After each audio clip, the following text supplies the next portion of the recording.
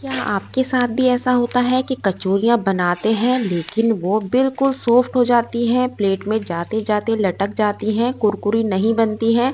तो आज बिल्कुल नए स्टाइल में बताऊँगी, एकदम कुरकुरी बनेंगी और बहुत ही स्वादिष्ट बनेंगी। तो यहाँ आलू मटर की कचौरी के साथ बनाएँगे बहुत ही स्वादिष्ट चावलों की खीर। इसे भी एक नए ट्रिक के साथ बताऊँगी। तो आप सभी का बहुत-बहुत स्वागत करती हूँ। तो चलिए स्टार्ट करते हैं। तो सबसे पहले इसके लिए हमें लेना है मोटा चावल, जिसकी हम खिचड़ी वगैरह बनाते हैं। टूटा हुआ चावल जो होता है वो आप ले सकते हैं। तो इसे मैंने 1 घंटा पहले धो के भिगो दिया था। जितनी आपको खीर बनानी हो उसके अनुसार आप चावल लीजिएगा। तो यहाँ मैं केवल 1 किलो दूध की बनाऊँगी और इसमें 50 से 60 ग्राम का कप भर के मैंने चावल लिया है। यदि मैं कटोरी से मेज़रमेंट बताऊँ तो जो नॉर्मल कटोरी होती है वो आधी कटोरी आप चावल लीजिएगा। तो इसे बनाने के लिए सबसे पहले मैंने चढ़ा दी है कढ़ाई। इसे आप भगोने में भी बना सकते हैं, कढ़ाई में भी बना सकते हैं, जिसमें आपको सुविधा हो।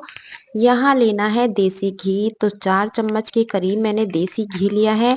चावल को छलनी में करके बिल्कुल पानी अलग कर देना है और इस चावल को हल्का सुनहरा होने तक हमें भूनना है।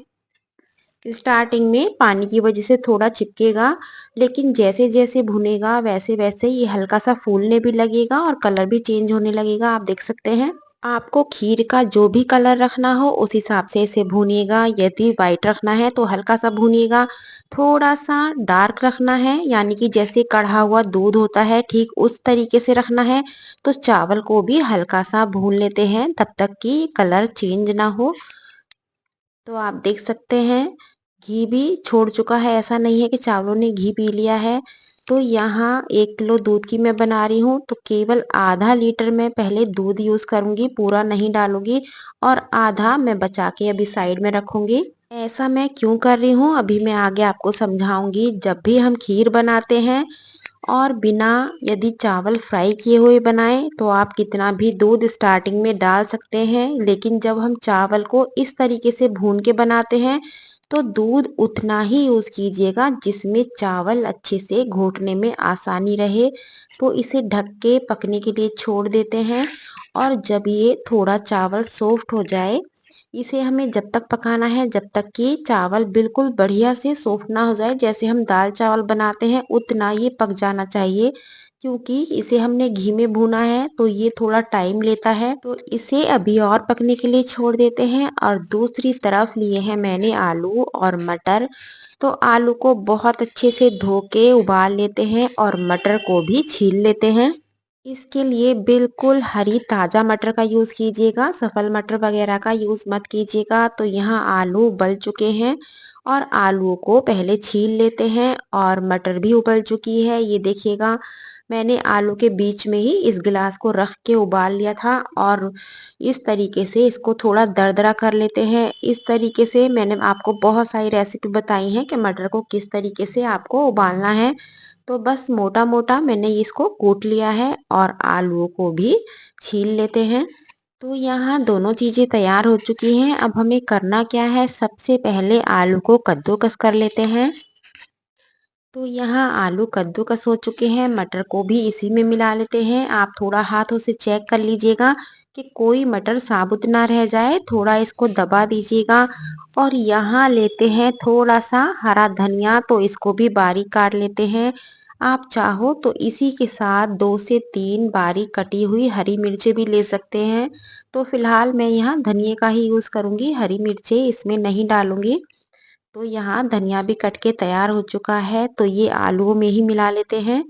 इस स्टफिंग को यानी कि इस पिट्ठी को जितना तीखा आपको पसंद है उस हिसाब से इसमें मिर्च मसाले डालिएगा। तो मैंने यहाँ लिया है स्वाद अनुसार नमक, लाल मिर्च पाउडर, धनिया पाउडर, गरम मसाला और ये हरी मिर्च की जगह मैं लूँगी मोटी कुटी हुई लाल मिर्चें।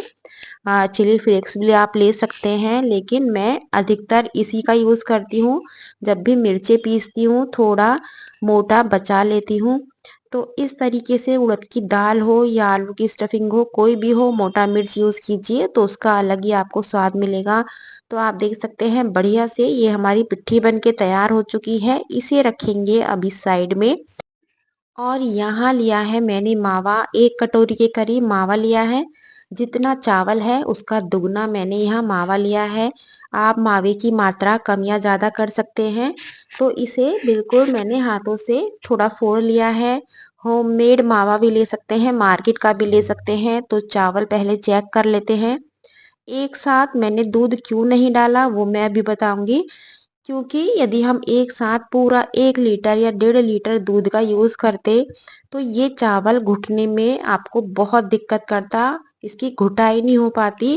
क्योंकि हमने इसे घी में जो फ्राई किया है उस वजह से चावल की लेयर थोड़ी हार्ड हो जाती है, पकने में दिक्कत होती है।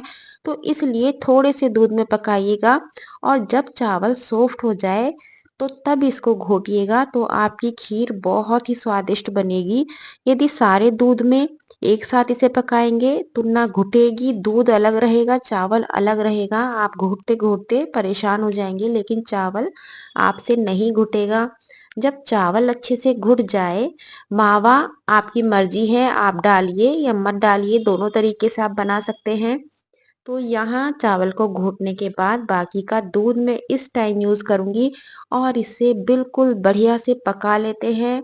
अभी तक क्या किया है, आपने बिना घी में फ्राई किए हुए चावल की खीर बनाई है। यदि इस तरीके से बनाएंगे आपको बहुत ही गजब का स्वाद मिलेगा, लेकिन आधा दूध डाल के पकाइएगा। जैसे जैसे ये पकती जाएगी वैसे वैसे कलर भी चेंज होता जाएगा और ये बहुत ही स्वादिष्ट आपकी खीर बनके तैयार हो जाएगी। तो यहाँ काफ़ी हद तक पक चुकी है। अब हमें करना क्या है, इसमें जो भी ड्राई फ्रूट्स आपको पसंद हो उन्हें मोटा मोटा काट के आप इसमें मिला लीजिएगा। तो मैंने यहाँ किशमिश, काजू, बादाम, पिस्ता और सूखा नारियल लिया है। तो इसी के साथ इलायची का पाउडर और जितना मीठा आपको पसंद है उस हिसाब से आप चीनी का यूज़ कीजिएगा। तो जितना मैंने चावल लिया था उसका 1.5 गुना मैंने यहाँ चीनी ली है। हल्का मीठा पसंद है तो जितना चावल लिया है उतनी आप चीनी लीजिएगा और इसे अच्छे से मिक्स कर लेते हैं। जब भी आप चीनी डालें गैस की फ्लेम को बिल्कुल लो कर दीजिएगा या 5 मिनट के लिए बंद कर दीजिएगा। वो इसलिए क्योंकि कभी-कभी होता क्या है, जब हम चीनी डालते हैं तो खीर फटने का थोड़ा डर रहता है। तो इस बात का आप ध्यान रखिएगा। तो इसे 5 मिनट के लिए और पकने देते हैं और यहाँ आटा लगा लेते हैं। तो आटे के लिए हमें क्या लेना है, 1 कप सूजी, 2 कप गेहूं का आटा, जिससे आपकी कचौरियाँ बहुत ही कुरकुरी एकदम स्वादिष्ट बनेंगी। तो आटे में लेना है स्वाद अनुसार नमक, हल्दी पाउडर और इसे अच्छे से पहले मिक्स कर लेते हैं। और मिक्स करने के बाद नॉर्मल पानी से आटा लगा रही हूँ जैसे रोज की रोटियों का आटा लगता है। बहुत ज़्यादा हमें टाइट आटा नहीं लगाना है क्योंकि हमें आलू मटर की स्टफिंग करनी है। तो इसलिए आटे को थोड़ा सॉफ्ट और बहुत अच्छे से मसल के इसको तैयार कीजिएगा। तो आप देख सकते हैं बिल्कुल एकदम बढ़िया से आटा लग चुका है। हल्दी मैंने इसलिए डाली है क्योंकि कचौरियों का कलर थोड़ा अच्छा आता है। आपको पसंद नहीं है तो आप स्किप कर सकते हैं। तो यहाँ रख लेते हैं कढ़ाई और कढ़ाई में तेल, रिफाइंड जो भी आप खाते हो फ्राई करने के लिए उसे गरम करने के लिए छोड़ देते हैं। क्योंकि सर्दियों का टाइम है तो घी में कचौरियाँ मैं नहीं बनाऊंगी, इसलिए सरसों के तेल का यूज़ कर रही हूँ। कचौरियों में सरसों के तेल की स्मेल ना हो इसलिए मैं थोड़े से घी का यूज़ कर रही हूँ। जब सरसों के तेल में घी डाल के आप पकाएंगे और कचौरी या पराठा बनाएंगे तो उसमें बिल्कुल भी आपको सरसों के तेल की स्मेल नहीं आएगी। बिल्कुल ठीक उसी तरीके से स्वाद लगेगा जैसे आपने घी में कचौरियाँ फ्राई की हो। तो यहाँ हथेलियों पे थोड़ा सा तेल लगा लेती हूँ और जैसे नॉर्मल हम कचौरियों का पेड़ा बनाते हैं ठीक उस तरीके से पेड़ा बनाएंगे। आटे को थोड़ा सॉफ्ट ही रखिएगा। यदि आटा आपका टाइट होगा तो कचौरियाँ आपकी फटने का डर रहेगा क्योंकि आलू और मटर की स्टफिंग थोड़ी सॉफ्ट है। जब भी पराठा बनाएं या कचौरी बनाएं बस इतना सा आपको ध्यान रखना है कि जितना सॉफ्ट आपकी आलू की स्टफिंग है उतना ही सॉफ्ट हमें आटा लगाना है। यदि टाइट आटा होगा तो प्रॉपर तरीके से इतनी बढ़िया से नहीं बन पाएंगी। तो पहले इनके पेड़े यानी कि लोई बना लेते हैं और काफ़ी सारी सारी मैं आप देख सकते हैं पिट्ठी को भर रही हूँ। तो इस तरीके से आप भर के इसे 1 सेकंड के लिए चकले पे रखिएगा और बाद में इसे हथेली की हेल्प से या बेलन की हेल्प से बड़ा कीजिएगा और गर्मा गर्म घी में इन्हें फ्राई कर लीजिएगा। कचौरियाँ बनाते टाइम आपको बस एक बात का ध्यान रखना है, दाल की कचौरियों के लिए जब हम पेड़ा भरते हैं, तो आप चाहे 20 से 25 पेड़े भरिए, कोई दिक्कत नहीं है। लेकिन जब आलू का पेड़ा भरें, तो उसे केवल 5 से 6 पेड़े भरिएगा, उन्हें बनाने के बाद फिर से भरिएगा। ऐसा मत करिएगा कि आपने बहुत सारे पेड़े भर लिए और आप आराम से कचौरियाँ बना रहे हैं, तो उससे दिक्कत क्या होगी, यदि ज़्यादा आप पेड़ा भर के रखेंगे तो आपकी सारी कचौरियाँ फट जाएँगी, एक भी फूली हुई नहीं बनेगी। तो इस बात का आप बहुत ध्यान रखिएगा, 4-4 कचौरियाँ भरिएगा पेड़े और उन्हें फ्राई कीजिएगा। तो यहाँ पहली कचौरी मेरी गाय की बन चुकी है, इस पे रखूँगी थोड़ी-सी खीर और इसे गाय के लिए भेज देते हैं और यहाँ बना लेते हैं गरमा-गरम फूली-फूली कचौरी। इसे मैं अभी आपको तोड़ के दिखाती हूँ, इसका कुरकुरापन दिखाऊँगी कितना लाजवाब है। तो यहाँ बिल्कुल फर्स्ट क्लास कलर आया हुआ है, इसे अभी मैं तोड़ती हूँ, ये देखिएगा। यदि इन कचौरियों को आप डबल फ्राई करेंगे तो और भी ज़्यादा कुरकुरी एकदम खस्ता बनेगी। इसमें आलू की जो लेयर है वो देखिएगा हर कोने में प्रॉपर तरीके से है, ऐसा नहीं है कहीं से कोना खाली रह गया है। इसका कुरकुरापन आप देख सकते हैं, लाजवाब है। इसे 1 घंटे बाद भी देखेंगे इतनी ही कुरकुरी होगी, ऐसा नहीं है कि थाली में जाते-जाते लटक जाए।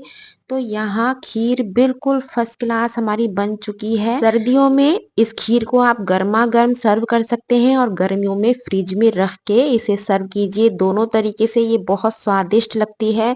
तो यहाँ कचौरियाँ भी आ चुकी हैं।